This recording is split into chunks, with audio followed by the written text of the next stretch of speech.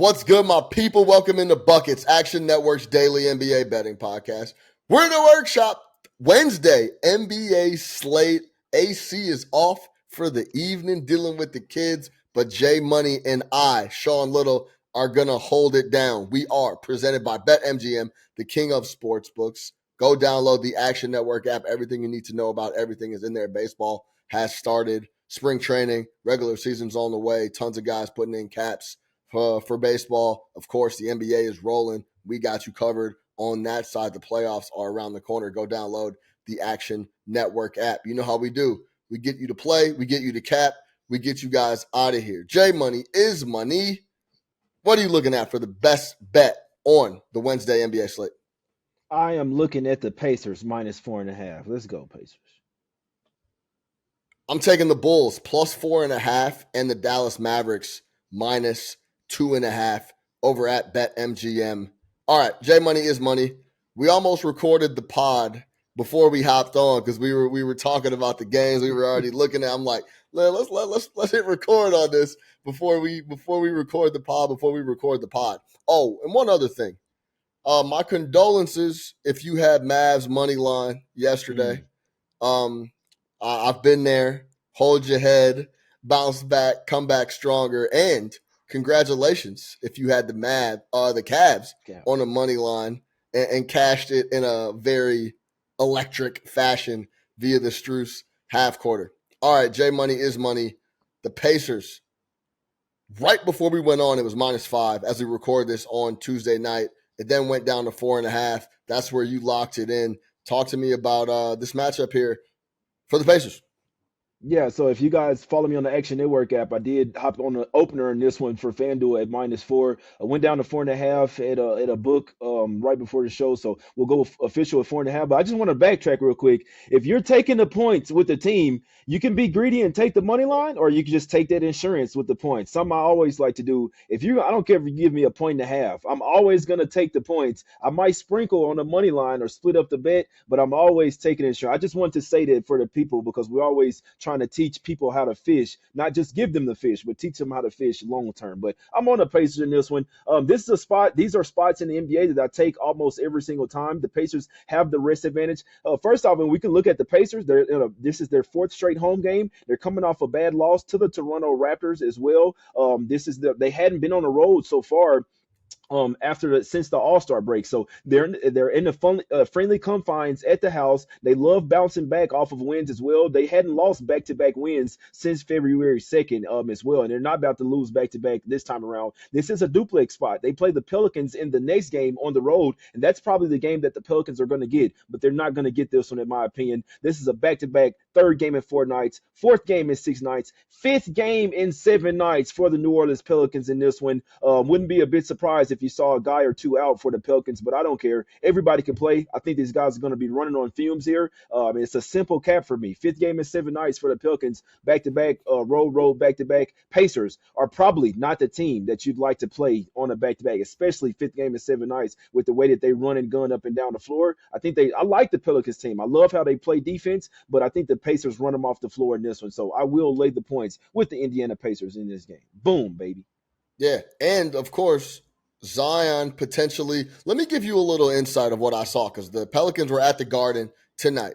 Coming into the game, Zion Williamson and CJ McCollum are both questionable on the injury report. And to give you a little insight from just being in the betting industry and the NBA industry, and you know this, Jay, as well, anytime typically you're on the front end of a back-to-back, they'll put guys on the report as questionable because it almost gives them flexibility for the second night of the back-to-back to say, hey, he was questionable yesterday, but he went, and he's going to sit this side. It's almost like a little precursor of what potentially may happen. So I'm at the Garden. I'm courtside. I'm watching warm-ups. CJ McCollum goes through a full workout. Left ankle looked amazing. He was actually doing live one-on-one drills with Corey Brewer. He looked good to me. He looked like he could have went if he wanted to. I don't know the details on that, of course, but with my own eyes, I'm watching him work. The left ankle wasn't extra wrapped. There wasn't a brace or anything like that. He looked like he could have went. He was going hard on the one-on-one drills, but he ends up sitting. Zion ends up going.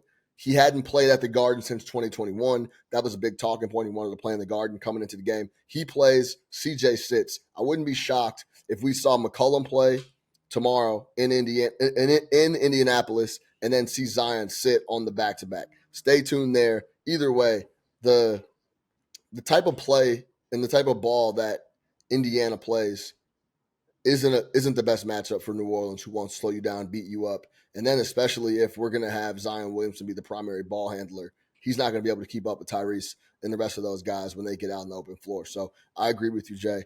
I like the Indiana Pacers laying the points here. Of course, check the injury report. Make sure you see who's rocking there. But, yeah, I was there. Zion coming in questionable, was a lot of rumblings that they both weren't going to go. Then it completely flipped. They both were going to go. And then anytime you see a guy going super hard in warm-ups like that, he's not going, but he's almost letting you know, like, yeah, I'm good. But I plan on seeing CJ's coming back for this game for sure. Yeah, I plan on seeing CJ tomorrow against. I don't care. Yeah, against the Indiana Pacers out in Indianapolis. All right, me and Jay are looking at all three of these games that we're talking about have teams involved in a back-to-back. I'm going to go with the Bulls plus 4.5 versus the Cavs, who are coming off that miracle W that we just talked about a second ago against the Mavericks. Now, both the Cavs and the Bulls are on a back-to-back, but Bulls have no travel. As we record this, the Bulls are in a dogfight with the Pistons, who were always it's funny, Jay, I thought about you. I was like, I wish we were recording yesterday, because I would have been all over the Pistons. That shit that happened in the Garden, they get to suit up the very next night against a suspect Bulls team. They could have played a really, really good basketball team. They didn't end up playing a good basketball team at all. Short travel from New York to Chicago. And if Jay is giving me the grin like that's a ticket that he had printed and has in his pocket. But I thought about that, and I was like, yeah, if this was a spot to be on the Pistons with how pissed off Monty Williams was after that Knicks game, this would be it. And they have a real good chance to get a W there against Chicago. Now, I like Chicago even more if they lose this game to the Pistons, but we're going to finish recording before that. But keep that in mind if you're thinking about tailing this play. Bulls as home underdogs this year, 7-4-1 against the spread. That's what they'll be in this spot versus the Cavs. Cavs 3-5-1 against the spread on back-to-backs this year. I wouldn't be mad at you if you wanted to take the first half instead of full game in this spot for the Bulls, but this is a letdown spot and potentially a bounce back spot depending on what happens here with the Pistons for the Bulls, who are just a completely different and a lot better basketball team in Chicago. So I'll take the 4.5 on a letdown spot and potentially a bounce back spot here for the Chicago Bulls as the Pistons go up 7 with 4:50 left in the fourth quarter. So I like the spot for the Bulls plus 4.5. Any thoughts on the Pistons on that bounce back spot? So we can do a little, we can talk about that spot, how you felt coming into the game, and then talk to me about the Cavs going into Chicago on a back-to-back on travel with me taking the point to the Bulls. Yeah, the people that listen to the buckets, they know I was on the Pistons. We took the Pistons plus 12 last night. I even gave it out earlier today on Green Dot Daily as well on plus 11. We're all over the Pistons there, just hoping that they win. I don't really like to talk about the games before they over. I just want to wait till the final score, and then I'll celebrate. But regards to that, I mean, this is also a fade spot for the Cleveland Cavaliers. Now, first off, they've won 6 straight matchups versus they've won 7 straight matchups versus the Chicago Bulls. So you got 7 times revenge spot here. You also get a triple revenge from this year. The Cavs have beaten them all 3 times this year. The most recent time, the Bulls were kind of showing that they were teetering on a win versus this team. They covered, lost by 3 points as 9-point underdogs. But let's look at this. Hopefully, if the Bulls do lose versus the Pistons, it's going to make it even better for this game. That was part of the cap as well. That might be a little bit of a look ahead. But the Cavs are coming off a big game winner, Max Strus, from like 59, 60 feet away from the basket, like past half court. He switched that thing too, Sean. It was crazy. But this is actually a horrible spot for the Cleveland Cavaliers, and they're laying points here. This is back-to-back, third game in 4 nights, fourth game in 6 nights. fifth game in 7 nights for the Cavaliers, and they're laying points on a roll. I don't agree with it. I think the Bulls, as the home underdog, is a spot here, and I might just have to tell you. I mean, I always take a team that's in fifth game in 7 nights back to back. It's something I'm going to take every single time. So I'll probably find myself on the Bulls right there with you there, Sean. Yeah. And then I'm also going to take the Dallas Mavericks against the Toronto Raptors, laying 2.5. I think the Toronto Raptors are one of the worst teams in basketball. I think they're one of the worst coach teams in basketball. And I don't plan on Luka and the Dallas Mavericks losing 3 in a row. Now, they lost at Indy on Sunday. Then they lost that thriller in Cleveland that we just talked about a bunch. Now they have a little sandwich spot because they play Toronto tomorrow, and then on Friday, nationally televised game against Boston. Now, this is typically a sleepy type of spot that I would avoid, but they've lost 2 in a row. They're going to try to pick up a win before they go out to Boston and take on the Celtics in TD Garden, which is going to be one of the biggest matchups of this back half as like a measuring stick type of game. So I expect Luka to have another massive game against Toronto. Nobody will be able to slow that dude up, and I don't expect them to lose 3 straight. I'll lay the 2.5 with the Mavs in a bounce back spot before they head in to play Boston. Yeah, this is a bounce back J spot for me. I lean towards the Mavs here as well. Now, I was watching that game versus the Cavs, kind of hoping that they would lose. Now, I know it looked like they were about to win with 2 seconds left. Then Strus hit the game winning shot. The Mavs still cover the spread, but they do lose outright. So that still gives them motivation to win this game. You can't be fucking around over there in the Western Conference, like losing a bunch of games, especially not when you're trying to play yourself out of the play-in tournament. Obviously, you'd like to even get a top 4 seed if possible. So it's like there's a dog fight over there in the Western Conference.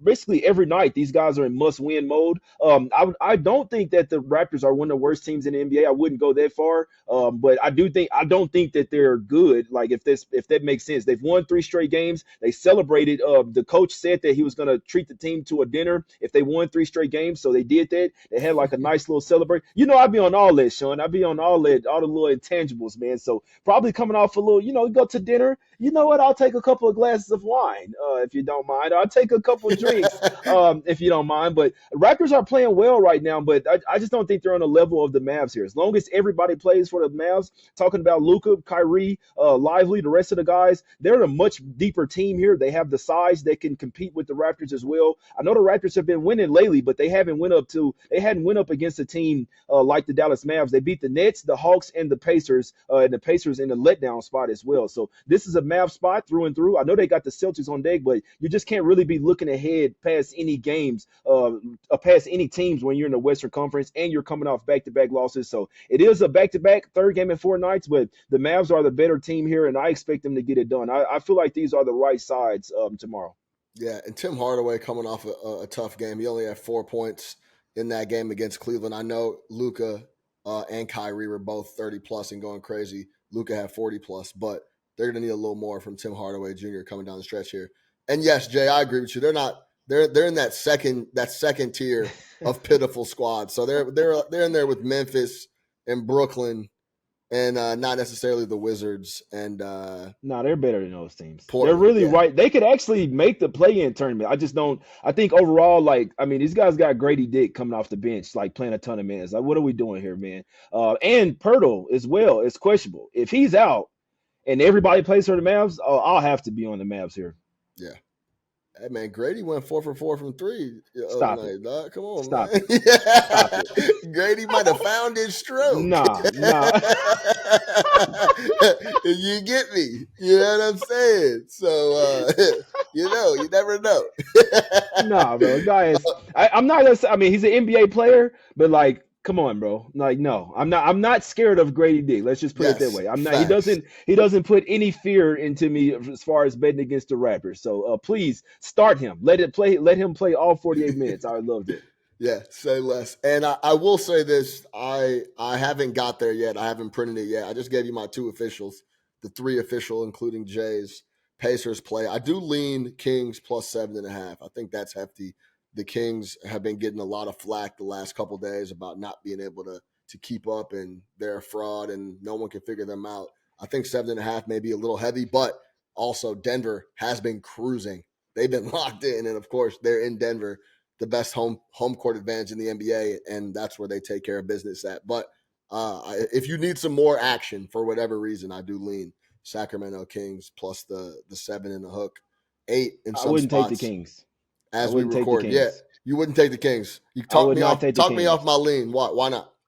I don't mind if I do. This is the Kings have beaten the Nuggets all three times this season. So you get a triple revenge spot for the Nuggets. They're at the house. This is where they play their best basketball. Like I say, triple revenge spot at the house, and you got De'Aaron Fox pop up on the injury report as well with a knee contusion. They know that they're getting blown out here. I think the Nuggets win this game by double digits. Lately, I've been kind of just like shooting my shot with all of these spots. The Nuggets are a system play for sure. It's kind of just you kind of back the system and you got to trust it over time. It's not going to win every single time, but I wouldn't go anywhere near the Sacramento Kings in this game. Okay, well there you go.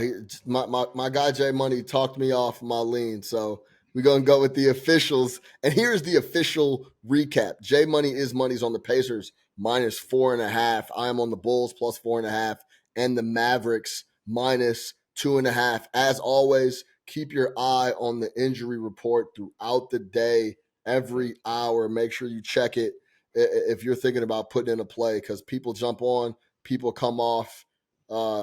Hourly. So always want to know who's going to be on the floor before you print some tickets. For J Money is Money, I am your host, Sean Little. We are back tomorrow with AC. The whole crew will be back. Let's cash some tickets, and don't forget it. Get buckets, baby. We'll see y'all tomorrow.